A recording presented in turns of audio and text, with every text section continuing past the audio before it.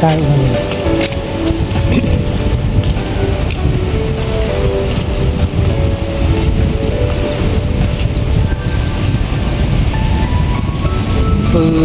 พื้นที่อนุรักษ์ป่าชายเลนกาหลงตำบลกาหลงอันนี้เป็นป่าโครงการนะครับป่าโครงการสองป่าฝั่งนะครับก่อนที่จะไปถึง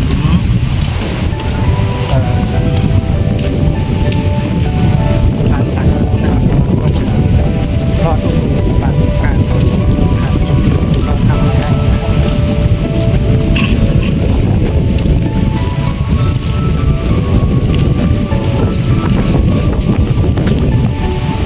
เส้นทางนี้ก็ดีมากนะครับก็บรรยากาศลมลื่น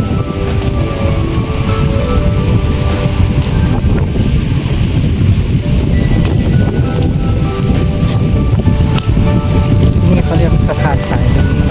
ครับสะพานสายลุงเป็นป่าโครงการนะครับอยู่ชายฝั่งตำบลกาหลง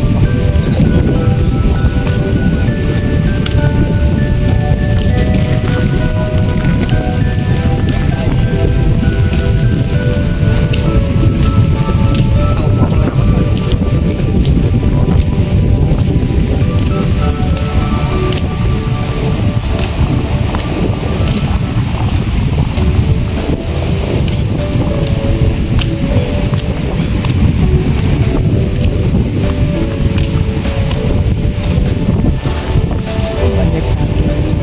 ลมลื่นมาก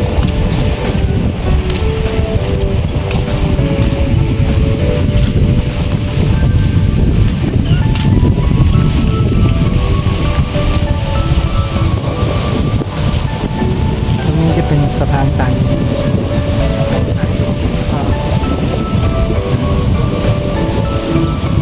จะทอดยาวออกไป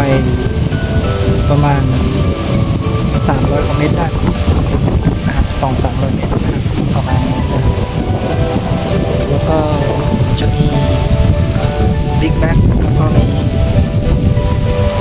ไม้ชะลอคลื่นไม้ไผ่นะครับที่โผล่ขึ้นมาจากน้ำนะครับชะลอคลื่นนะครับส่วนริมฝั่งนะครับริมฝั่งก็จะเป็นป่าโกงกลางนะครับป่าโกงกลางแล้วก็จะมีทางทอดยาวไปเป็นอุโมงค์แบบนี้นะ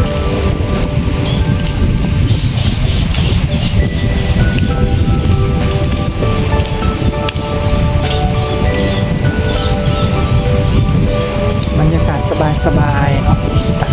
ในช่วงเ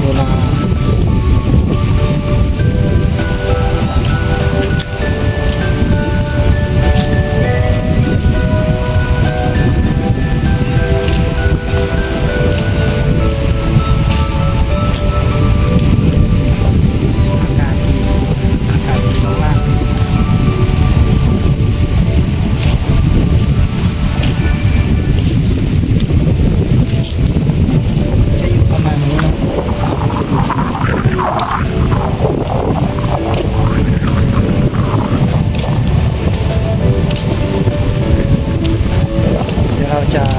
เดินไปทางสะพานสายลุง